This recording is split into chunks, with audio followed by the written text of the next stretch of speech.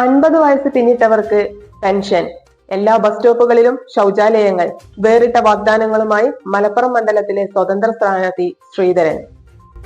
SS media മലബാറിന്റെയും മലപ്പുറത്തിന്റെയും വാർത്തകളും വിശേഷങ്ങളും അറിയാൻ ഈ ചാനൽ ഇപ്പോൾ തന്നെ സബ്സ്ക്രൈബ് ചെയ്യുക. 50 വയസ്സ് പിന്നിട്ടവർക്ക് പെൻഷൻ, എല്ലാ ബസ് സ്റ്റോപ്പുകളിലും ശൗചാലയങ്ങൾ, വേറിട്ട വാഗ്ദാനങ്ങളുമായി മലപ്പുറം മണ്ഡലത്തിലെ സ്വതന്ത്ര സ്ഥാനാർത്ഥി ശ്രീധരൻ. 1000 രൂപയ്ക്ക് നിയന്ത്രിത വിലയിൽ പാചക ഗ്യാസ്, 100 രൂപയ്ക്ക് പെട്രോളും ഡീസലും ലഭ്യമാക്കും.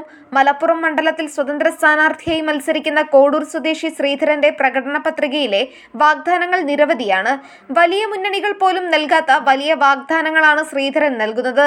സർക്കാർ ജീവനക്കാർക്ക് ഉയർന്ന ശമ്പളം, തൊഴിലുറപ്പ് തൊഴിലാളികൾക്ക് സർക്കാർ ജോലി അംഗീകാരം തുടങ്ങി ഞെട്ടിക്കുന്ന പ്രകടന പത്രികയാണ് ശ്രീധരൻ തയ്യാറാക്കിയിട്ടുള്ളത്. ഞാൻ ജയിച്ചാൽ ജനങ്ങൾ ജയിച്ചു എന്ന് കണക്കാക്കുമെന്നും അദ്ദേഹം പറഞ്ഞു.